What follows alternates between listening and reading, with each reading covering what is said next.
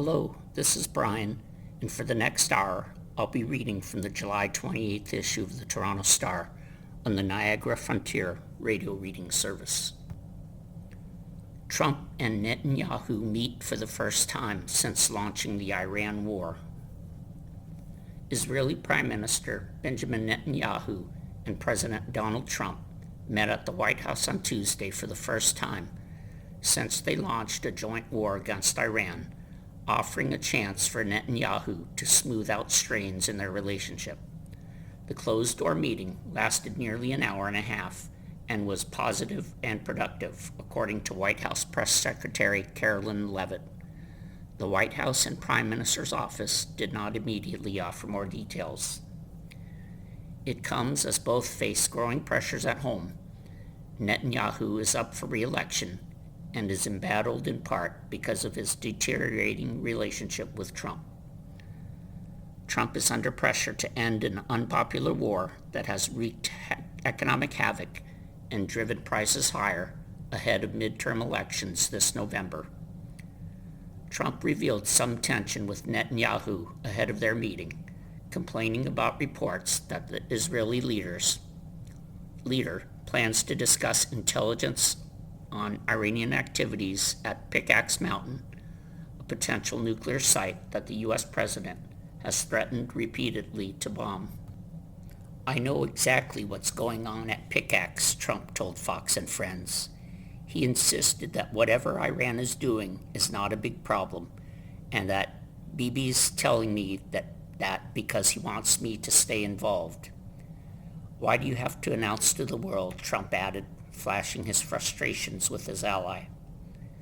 Near the White House, where the public was able to gather near fencing, a small group of protesters chanted, "Netanyahu, you're a tyrant, and Bibi, you're not welcome here," referencing the Prime Minister's nickname. The two leaders also plan to discuss the framework agreement the U.S. and Israel signed with Lebanon over the Israel-Hezbollah war and the expansion of the Abraham Accords, according to a White House official who spoke on condition of anonymity to preview the meeting. "We have a little difference," Trump said Monday when asked by reporters if he and Netanyahu were on the same page on Iran. "But pretty close, yeah." Trump and Netanyahu's relationship has ebbed before. Trump has had a hot and cold history with Netanyahu over the years, but upon his return to the White House last year, their alliance seemed stronger than ever. When they started the war together in February, it was with a united front, touting their respective militaries as acting in lockstep to take out Iran's leadership and pave the way for a government more friendly to the West. But as Iran fought back, sending drones and missiles slamming into U.S. bases and high-rises in cities in the Gulf, and choking off the Strait of Hormuz, Trump came under immense pressure both at home and by allies in the region to end the conflict. Since then, Netanyahu, who wanted to continue the fighting in Iran and against its ally Hezbollah in Lebanon, has been sidelined as Trump sought a deal with Tehran. His visit to the White House this week comes as the disagreements with Trump and Vice President J.D. Vance have burst into the open over the war in Iran and more. The Americans are making it clear to the Israelis they are the ones who are running the war, Israeli journalist and political analyst Amit Segal wrote Monday in the daily newspaper, Israel Hayom. It is clear to everyone that Israel has been put in the back seat. Netanyahu keeping focus on Iran's nuclear program. With U.S.-Iran tensions flaring again in recent weeks, Netanyahu planned to share with Trump Israeli intelligence on Tehran's nuclear program, according to a person familiar with Netanyahu's visit, who spoke on the condition of anonymity because they were not authorized to speak to the media. Israel's United Nations ambassador, Danny Danon, told reporters in New York on Tuesday that Netanyahu wants to hear what Trump would like to see over the coming days and weeks. "I cannot tell you which direction it will go. There are different options," he said. We are prepared for all scenarios, and we will discuss it with the president. Netanyahu said Sunday that he hoped to sit down with Trump to hear what he has in mind for Iran, because I think in many ways it's his decision on how to move forward, Netanyahu told Maria Bartiromo on Fox News Channel's Sunday Morning Futures. If he can do so without returning to intense military fighting, that's fine, why not? But one way or the other, they have to end their nuclear program, he said of Iran. Steps to allow other forces in Gaza and in Lebanon. But even as Netanyahu sees an opportunity, he also needs to persuade Trump that he won't play spoiler to U.S. diplomatic and reconstruction efforts in Gaza and in Lebanon, where the president has previously complained that too many people are being killed by Israeli strikes. Israel has taken recent steps in both places. In Lebanon, where the Israeli military occupies much of the south, Israel agreed to allow the Lebanese army to deploy to some villages as part of a pilot program, testing their ability to secure areas where Hezbollah once operated. The U.S. State Department said Monday that the next round of talks between Israel and Lebanon will take place next week in Rome, with a focus on expanding the program. On Gaza, Israel's Security Cabinet greenlit on Sunday a measure that would in theory grant entry to the first members of an international stabilization force outlined last year in a U.S.-backed ceasefire deal between Israel and Hamas. Few countries have pledged troops for the force, however, and Israel would approve their entry into Gaza on a case-by-case basis. The troops, including from Morocco and Uganda, would only be allowed to operate in a small, desolate area in Rafah in the south, where the plan is to vet and house some displaced Palestinians. The Israeli military continues to carry out strikes, it says, target militants, but that have also killed civilians. Support for Israel has eroded. Israel has lost a significant amount of bipartisan support in the United States, particularly over its conduct in Gaza. In June, Vance warned Israeli officials that Trump was their only friend among world leaders. Vance is expected to attend the meeting with Netanyahu, according to a person familiar with the plan, who was not authorized to speak publicly and spoke on condition of anonymity. An AP and ORC poll published earlier this month found a dramatic erosion of support among American adults for Israel. "We've lost America. Thank you, Bibi," wrote Ben Caspit, a political commentator for Israel's Maariv newspaper.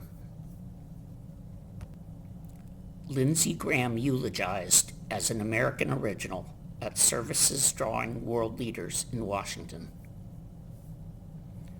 Senator Lindsey Graham, the son of pool hall owners, who rose to become one of his generation's more influential U.S. politicians at home and abroad, is being eulogized Tuesday as a swashbuckling public servant and true American original during memorial services in Washington. Graham's flag-draped casket arrived for a tribute at the U.S. Capitol, where the Republican served for more than 30 years as an indefatigable dealmaker who talked and laughed and badgered his colleagues into action. Later, guests and foreign leaders joined at Washington National Cathedral, where President Donald Trump will deliver remarks, a testament to Graham's stature on the global stage. Lindsey was a towering figure, Senate Majority Leader John Thune said, adding there was no one more capable of cracking up a room. "I look forward to the days when you make us all laugh again," said Thune, Republican South Dakota, choking back tears.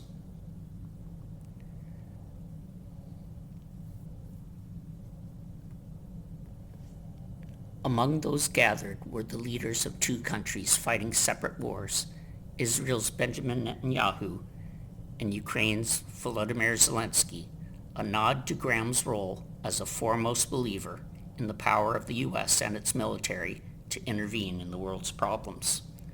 Trump cabinet officials, including Secretary of State Marco Rubio and Defense Secretary Pete Hegseth, as well as Supreme Court Justice Brett Kavanaugh, senators and current and former lawmakers also joined in the cathedral pews. It's the start of 2 days of services with Burial Wednesday in Graham's home state of South Carolina. Joint Base Charleston will be renamed in his honor, the White House said. Graham died suddenly on July 11th at his home in Washington of a likely aortic tear, according to preliminary findings. He had just returned from a whirlwind trip to a NATO summit in Turkey, where he celebrated his birthday and a visit to Ukraine. He was 71. A place of honor to say our final goodbyes. The morning service in the Capitol Rotunda drew Vice President J.D. Vance, other Trump administration officials, and lawmakers, as well as Graham's staff, friends, and family, including his sister, now Senator Darlene Graham, who was appointed by the state's governor to fill the remainder of her brother's term. Vance described Graham as a man of swashbuckling stature who swashbuckled into the Senate with his suit jacket open and was impossible not to like. A true American original, Vance said. First elected to Congress in the 1994 Republican revolt that swept the GOP to power, Graham was part of a new era of conservatives to take their seats in the House, and among the first Republicans from his southern state since Reconstruction. He quickly rose to prominence as a manager in Democrat Bill Clinton's presidential impeachment, and he was elected to the Senate in the 2002 election. There he formed an alliance with Senator John McCain, a Republican from Arizona, and Senator Joe Lieberman, an independent from Connecticut, in what would become the Three Amigos, globe-trotting the world focused on national security issues. Vance described how he argued with Graham over the senator's staunch support for aid to Ukraine, which has divided the GOP, but praised his legacy, saying Kavanaugh would not be on the Supreme Court were it not for Graham's fierce advocacy during the confirmation hearing. For decades, Graham had been at the center of the action, a member of virtually every bipartisan gang in Congress, with a relentless ability to shape-shift and adapt to political realities, particularly when it came to Trump. One by one, many of Graham's colleagues said their goodbyes in the rotunda. Senator Katie Britt, Republican Alabama, placed both hands on his casket and then placed her hand on her heart. Senator Tammy Duckworth, Democrat Illinois, saluted from her wheelchair. Former Senator Richard Burr, Republican North Carolina, bowed and delivered a brief kiss, and Senator John Kennedy, Republican Louisiana, gave a fist bump. The Trump whisperer had one last mission: Russia sanctions. Perhaps nowhere was Graham's political dexterity on display more as when he navigated his on-again, off-again relationship with Trump. Graham had denounced Trump as a kook who was unfit for office when the two were early rivals during the 2016 presidential primary campaign. Once Trump was elected, Graham gradually situated himself alongside the new president until Trump sparked the mob who stormed the Capitol on January 6, 2021, trying to overturn Democrat Joe Biden's election. "Count me out. Enough is enough," Graham said that night in a fiery floor speech. Weeks later, Trump invited Graham to his Mar-a-Lago estate in Palm Beach, Florida, rekindling their alliance. The senator had said he wanted the president to be successful, and as Trump won a second term in 2024, Graham also wanted to remain relevant. Graham had become what Senator Adam Schiff, Democrat California, called the Trump whisperer, someone other senators and even world leaders relied on to understand the president's thinking. Days before his death, Graham had won Trump's support for a long-fought bipartisan proposal to impose sanctions on Russia over the war in Ukraine, one of the strongest U.S. efforts yet to hamper Russian President Vladimir Putin's ability to prolong the conflict. Senators were scheduled later Tuesday to take a first procedural vote to advance the sanctions package in Graham's honor. Zelensky is expected to be on hand and meeting with senators in the evening. Graham's champions and potential successors. At the Washington Cathedral, a roster of socially conservative and anti-abortion leaders are expected to participate in the services, including Tony Perkins of the Family Research Council, Marjorie Jones Dannenfelser of Susan B. Anthony Pro-Life America, and the Reverend William Franklin Graham III. Graham never married, but he helped support his younger sister after both his parents died while he was at college and then starting law school.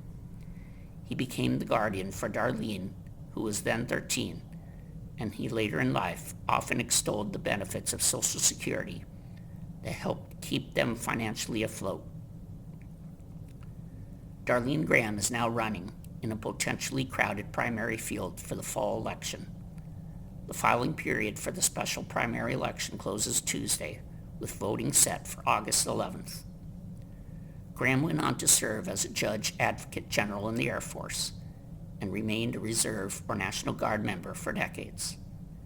In the Senate, Graham briefly switched back to active status to help advise the Air Force during the Iraq War.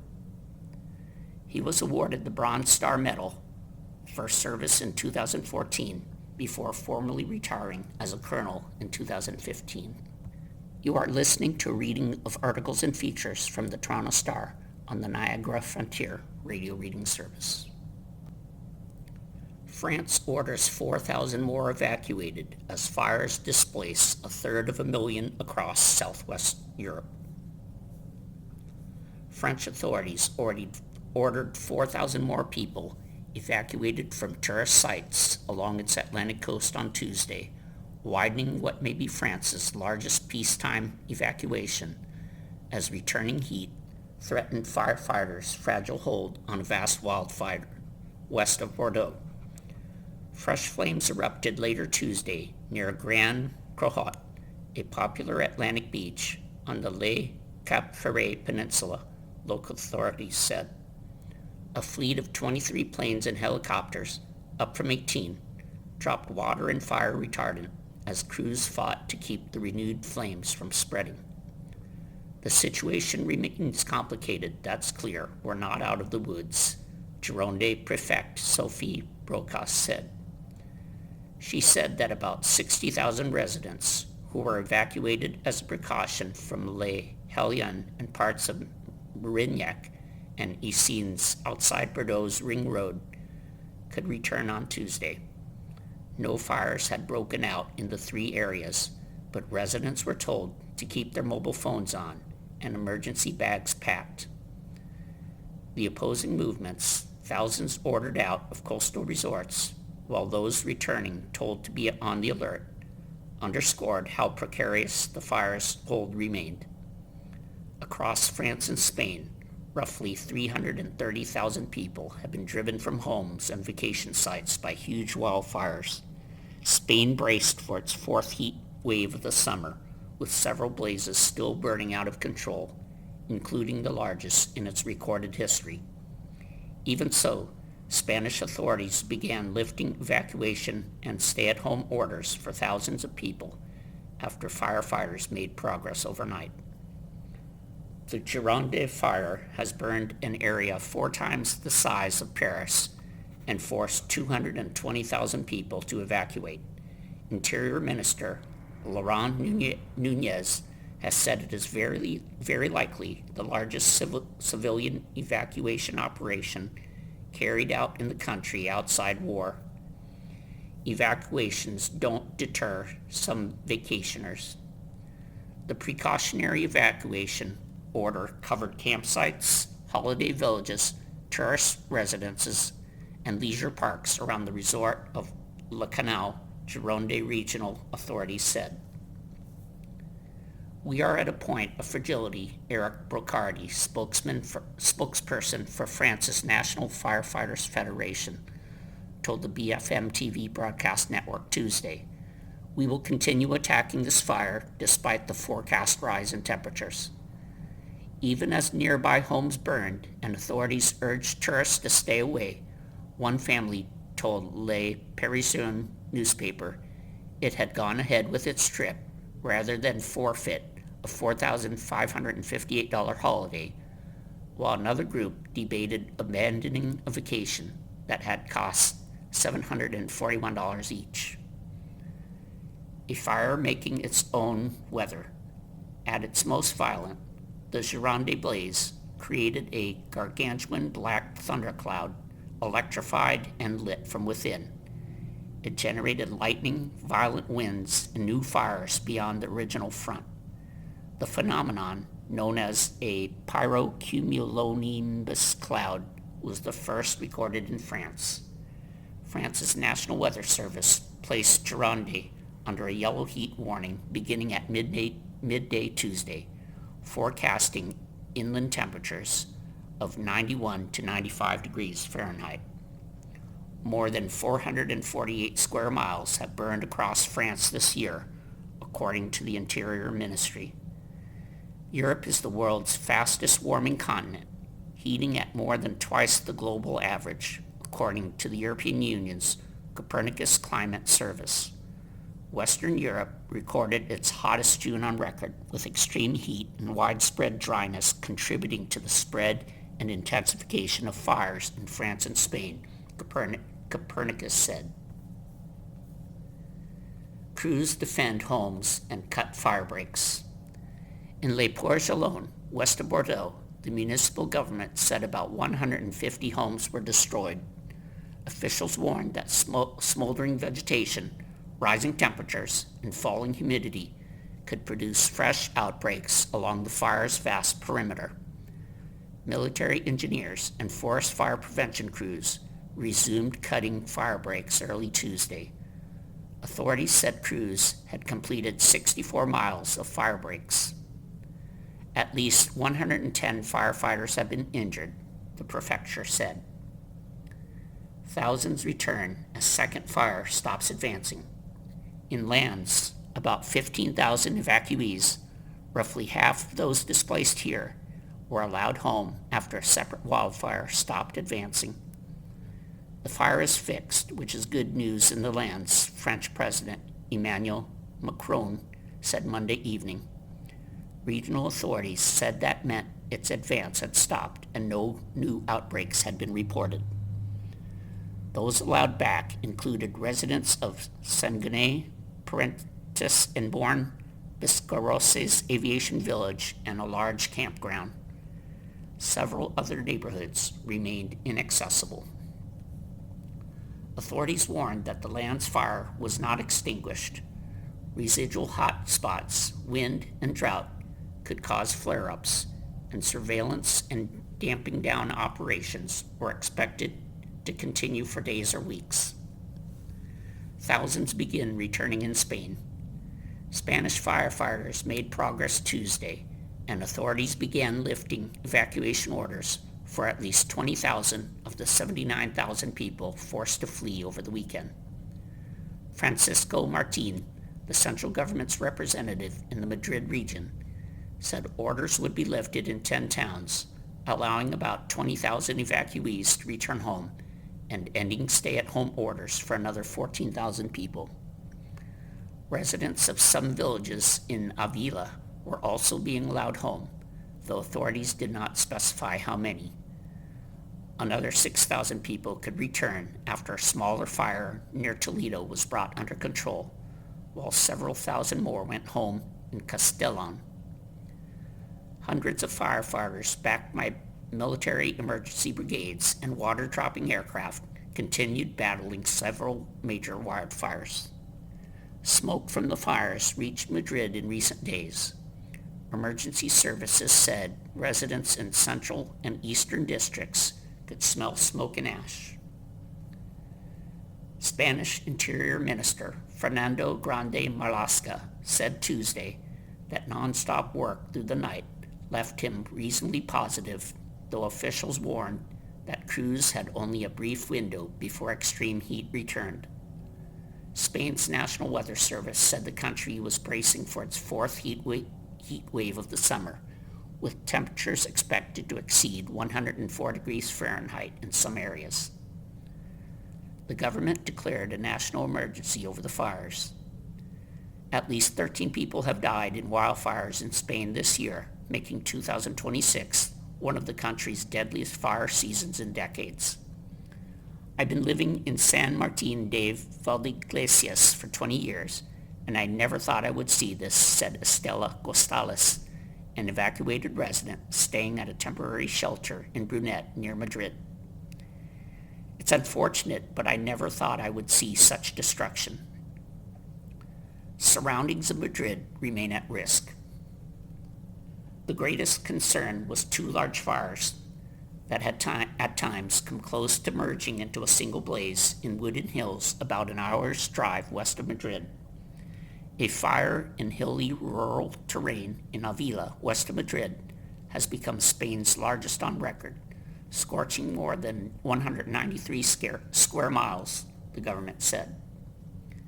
Local weather services in Avila also shared images Tuesday of what they described as a pyrocumulonimbus cloud over the blaze. Spain has seen these fire-generated thunderstorms form at least twice during wildfires in recent years. Look at how the valley is burned. Look at the houses, the people, said David Gonzalez, a 48-year-old gardener who used his van to deliver supplies to firefighters in Avila. We are feeling a lot of anger and helplessness. It's something inhuman, he said. Fires have burned 590 square miles this year in Spain, Ecology Minister Sarah Agassiz said. Spanish Prime Minister Pedro Sanchez has called for a national pact to fight wildfires, saying climate change is making them worse. Americans' confidence in U.S. economy falls as Iran conflict sends gas prices higher. Americans' confidence in the economy fell this month as gas prices resumed their climb after the U.S. and Iran stepped up their fighting. The conference board said Tuesday that its consumer confidence index fell to 90.8 in July from 92.2 in June. That's essentially the same tepid range it's been in since the beginning of the year. In late 2024 and early 2025, the readings were well above 100. Consumer attitudes had improved modestly in June as gas prices came down to around $3.70 a gallon from more than $4.50 a gallon in late April and early May. But as fighting in the Middle East escalated, the average price for a gallon of gas in the U.S. started to rise again. On Tuesday, it was $4.10, according to the Auto Club AAA. After being attacked by the U.S. and Israel in late February, Iran shut down the Strait of Hormuz, through which about one-fifth of the world's oil travels, causing a spike in gas prices. That accelerated inflation, causing Americans' inflation-adjusted incomes to decline. Americans remain soured on the economy after 5 years of elevated inflation, potentially posing a risk to President Donald Trump and Republicans in the midterm elections, which are now less than 100 days away.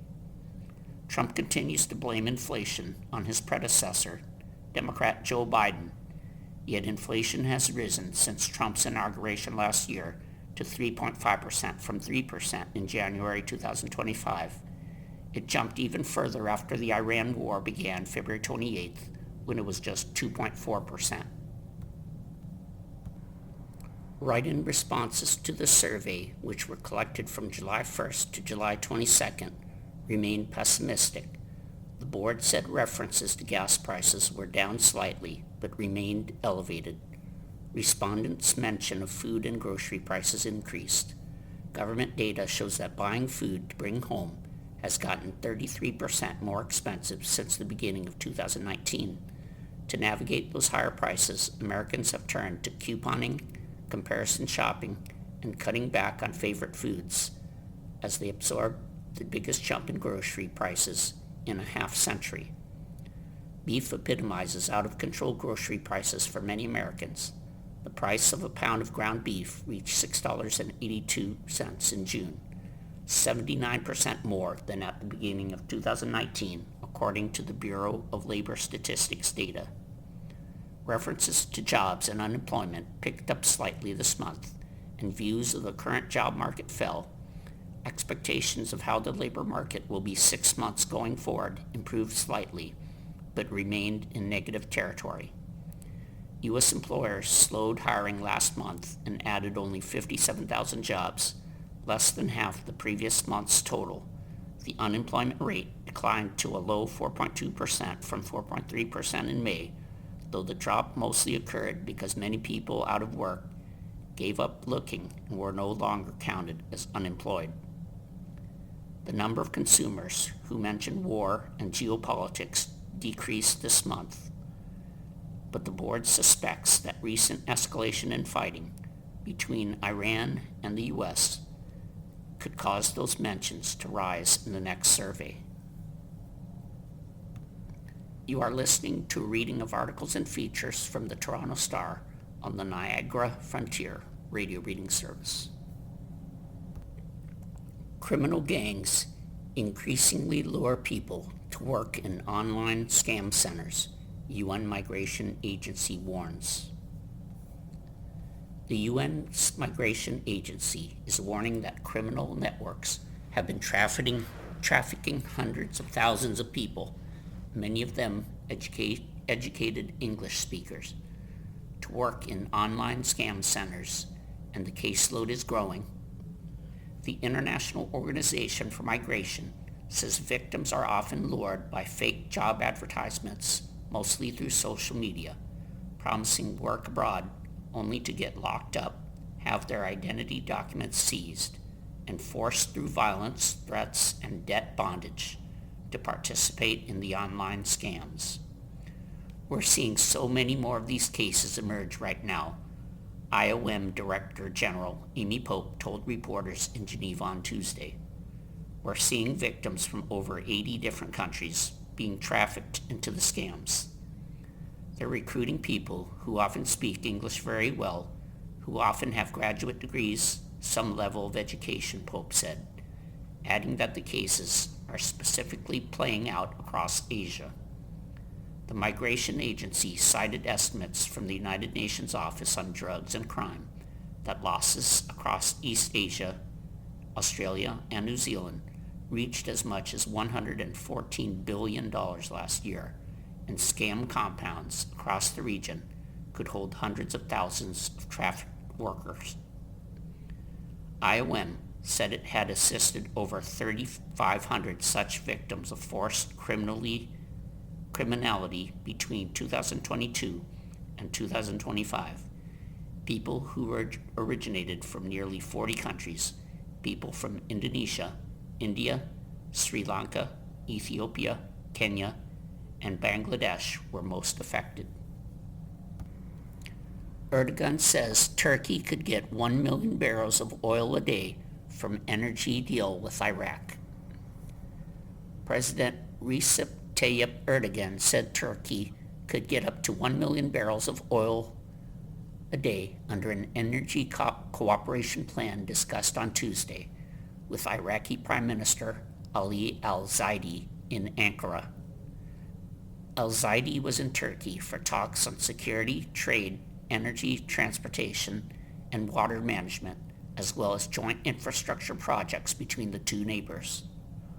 Our goal now is to sign a comprehensive energy cooperation agreement as soon as possible that will benefit both sides, Erdogan said during a joint press statement with al-Zaidi, noting that a previous agreement between the two countries for the Kirkuk-Ceyhan crude oil pipeline had expired. Erdogan said Turkey's state-owned petroleum company, TPAO, would acquire a 15% stake in BP Energy Company of Kirkuk Limited, under a separate share transfer agreement reached Tuesday. Al-Zaidi, who emerged as a consensus candidate in Iraq after months of deadlock over the premiership following last year's parliamentary elections, was visiting Ankara in the wake of trips to Washington and Tehran. Following Al-Zaidi's talks with U.S. President Donald Trump earlier this month, U.S. companies signed agreements and partnerships worth around $60 billion with Iraq, including deals intended to create alternative routes for shipping oil out of the Persian Gulf. One project under consideration is a pipeline that would connect southern Iraq's Basra to western Iraq's Haditha, and from there to the Ceyhan port in Turkey and the port of Benias on Syria's coast. Turkey tries to end conflict with Iraq-based militant group. One project under consideration. The meeting in Ankara came as Turkey is engaged in talks to end a decades-long conflict with the militant Kurdistan Workers' Party, or PKK, whose fighters are largely based in northern Iraq. Last year, the PKK announced it was laying down arms and disbanding as part of the efforts. Turkey is scheduled to enact legislation to help advance the peace effort, which is expected to include a limited amnesty that could allow some militants returned to Turkey. We are in close dialogue with our Iraqi brothers to ensure that our process of a terror-free Turkey and our vision of a terror-free region become a reality, Erdogan said. God willing, we will permanently remove this issue, which has imposed heavy costs on both countries, from our agenda. The PKK has waged an armed insurgency since 1984, which has claimed tens of thousands of lives.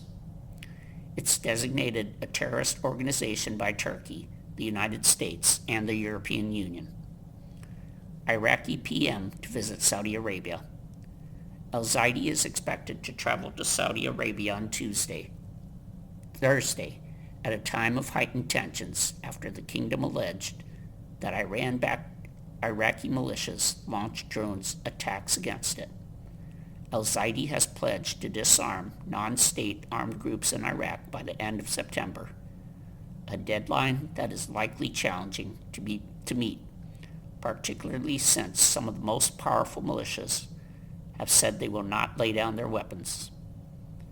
On Monday, Al-Zaidi ordered security agencies to investigate the alleged drone attacks in Saudi Arabia, the Iraqi military said in a statement, adding that Iraq is committed to preventing Iraqi territory from being used as a route or launching point for any attack targeting brotherly or friendly countries.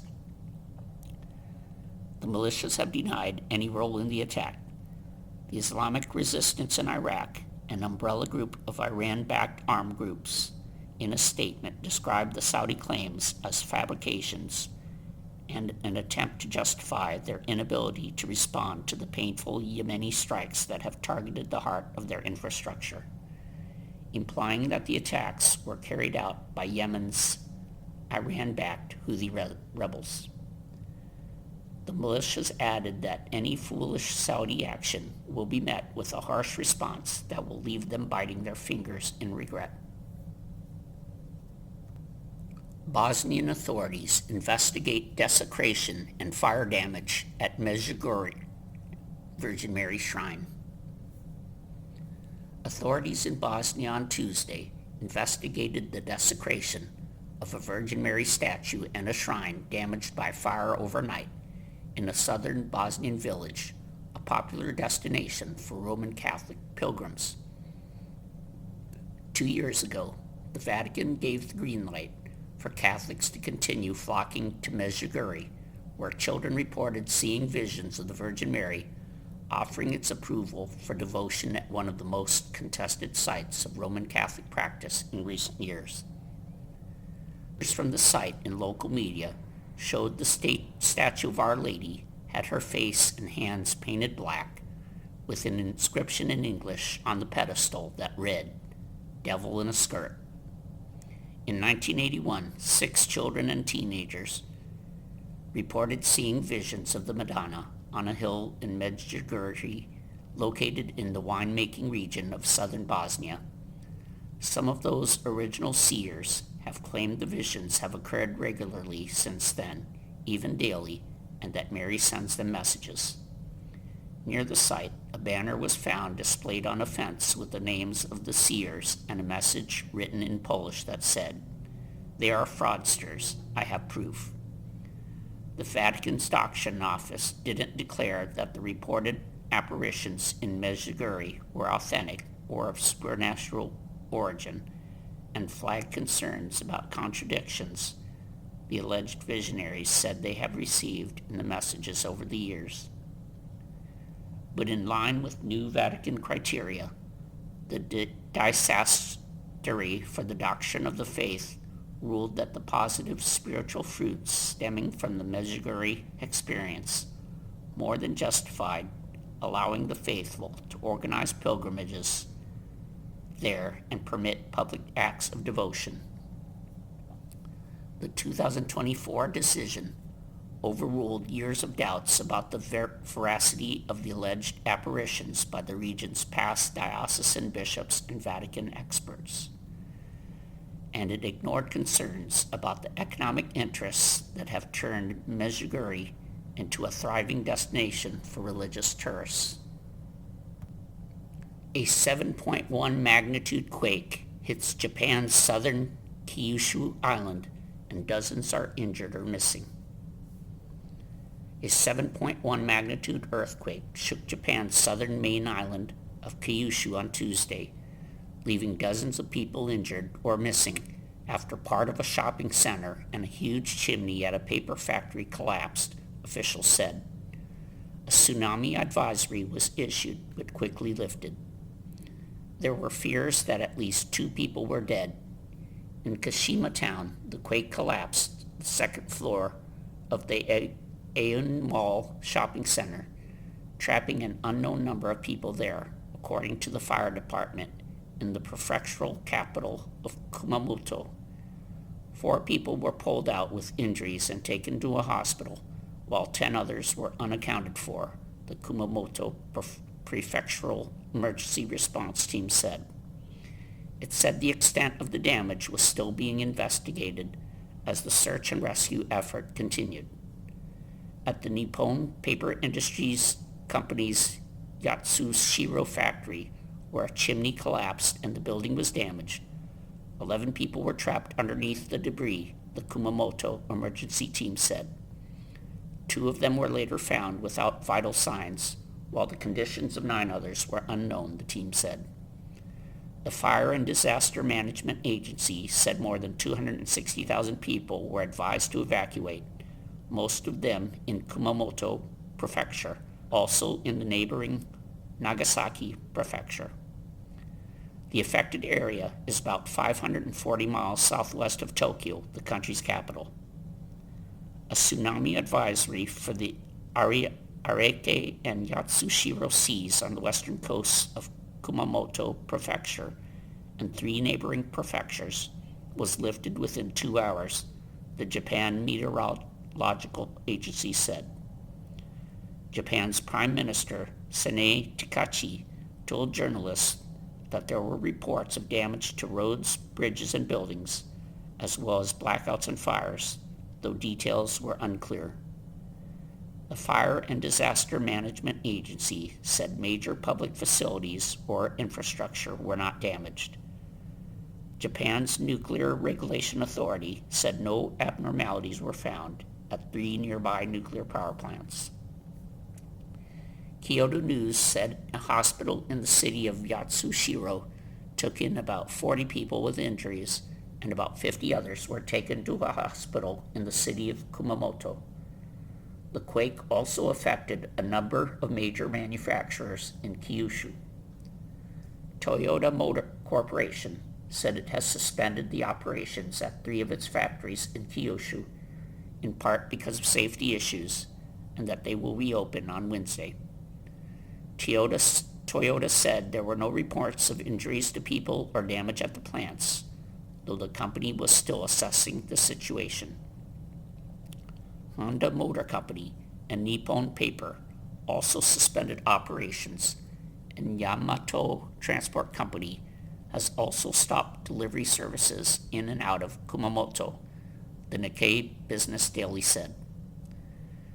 Shinkansen bullet trains and local trains in Kyushu were suspended for safety checks, and the runway at Aso Kumamoto Airport was closed, with no prospect of resuming operations anytime soon, according to a notice on the airport's website.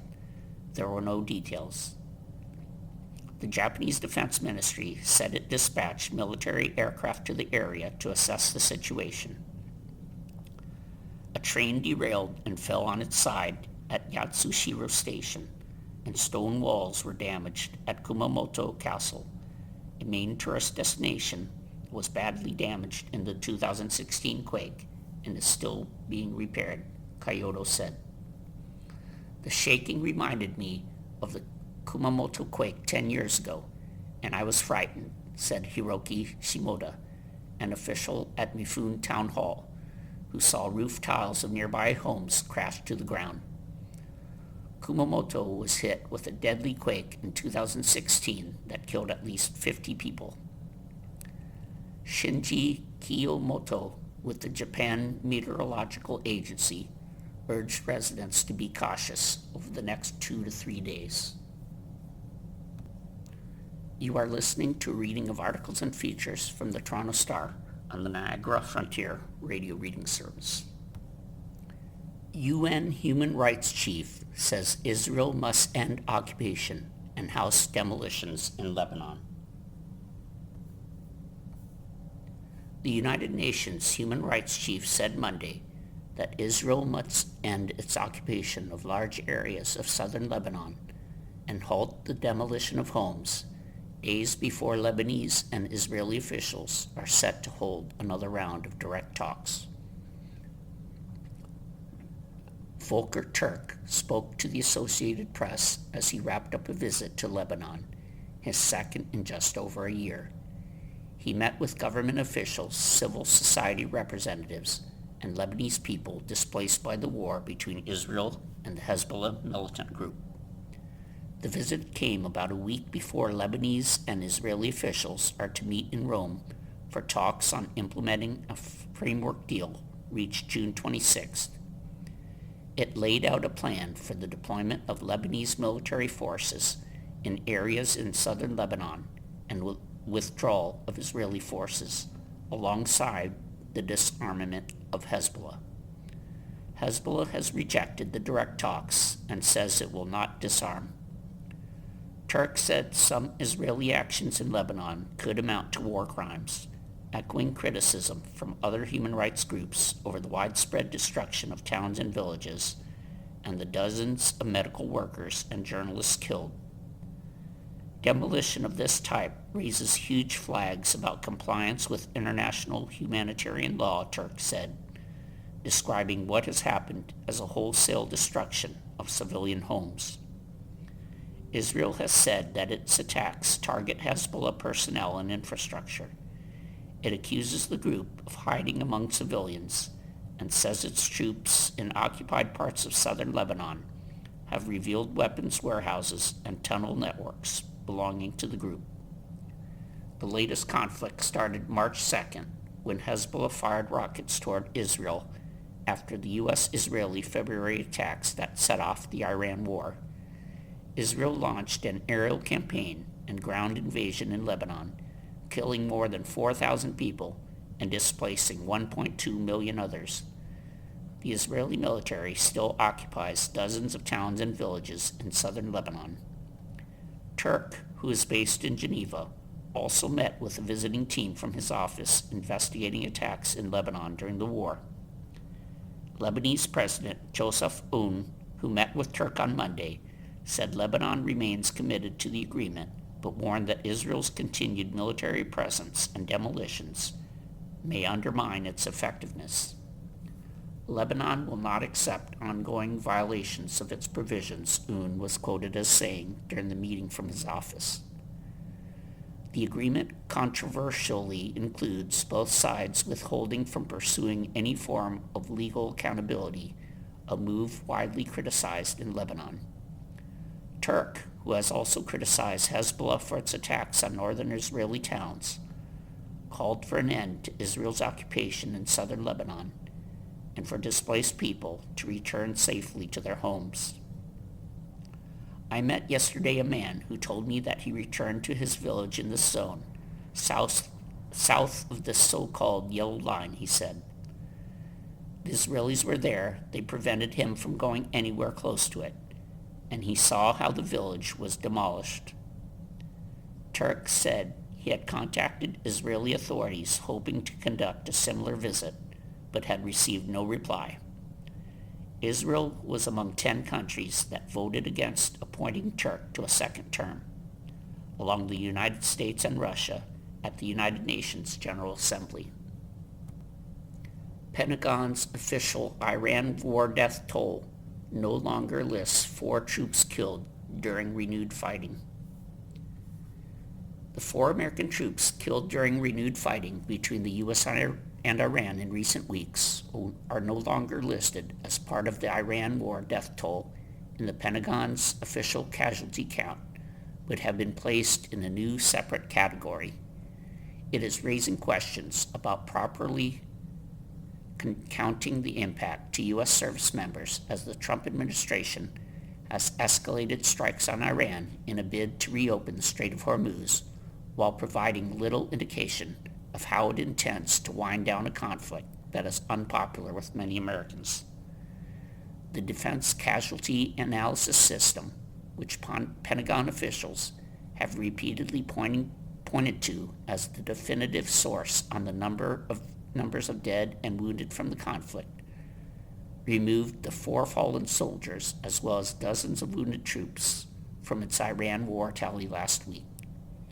On Sunday, a new category called Overseas Operations emerged on the system's website, listing the 4 Army deaths by name as well as 207 wounded. It was unclear if all of the wounded were injured in the Iran conflict. U.S. Central Command, which oversees operations in the Middle East, referred questions to the Pentagon, which, along with the White House, did not immediately respond to messages seeking comment.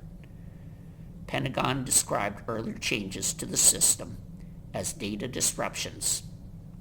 Pentagon Press Secretary Joel Valdez argued Thursday that the drop in casualty figures in the online system was not an effort to hide the growing human toll of the war, but rather the result of anomalies and temporary data disruptions that were being resolved imminently. As late as Tuesday, the website was reporting the war's official toll as 18 killed and 482 wounded. It appeared to reflect that 4 soldiers had been killed since fighting resumed despite the signing of an interim ceasefire deal last month.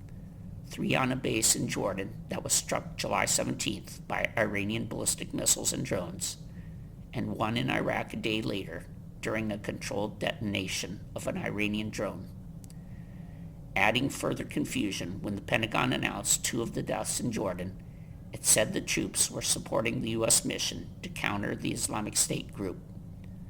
The other 2 were announced in press releases simply as supporting overseas operations. President Donald Trump has confirmed the total, writing in a Truth Social post on Tuesday that the Iran military conflict has claimed 18 lives. By Wednesday, the Iran war figures in the Pentagon system fell back to 14 dead and 420 wounded. However, a U.S. official told the Associated Press at the time that the actual number of wounded personnel in the war had actually grown to well over 500 troops. The Pentagon's top spokesman, Sean Parnell, took to social media that day to assert that the reported drop was a temporary data disruption. New category lists casualties following the date of renewed fighting. The U.S. and Israel launched the war in Iran on February 28th, and 14 troops were killed in the initial waves of fighting. Washington and Tehran agreed to a ceasefire in April and then signed an interim deal to end the war in mid-June.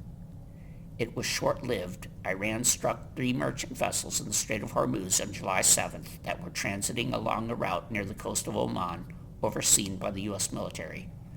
American forces launched strikes in response to the attacks on vessels in the key energy shipping corridor.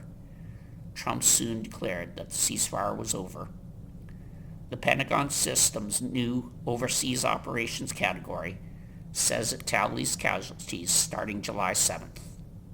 Since then, the U.S. and Iran have exchanged regular fire in a bid to control the crucial waterway, with the U.S. hitting Iranian targets nightly for nearly 2 weeks, and Tehran responding with attacks on neighboring countries hosting American forces. There have been no strikes for 2 nights as mediators push for diplomacy. Since the renewed hostilities began, the Pentagon has provided even less information about military strategy and casualties than it did during the first phase of the conflict. The Pentagon has not held a press briefing about the war since early May, and officials at U.S. Central Command have stopped providing casualty updates to reporters. Pentagon officials such as Valdez and Parnell have insisted that the DCAS website is proof of the commitment to transparency about the number of dead and injured in the war. You've been listening to a reading of articles and features from the July 28th issue of the Toronto Star. Your reader has been Brian. Thank you for listening.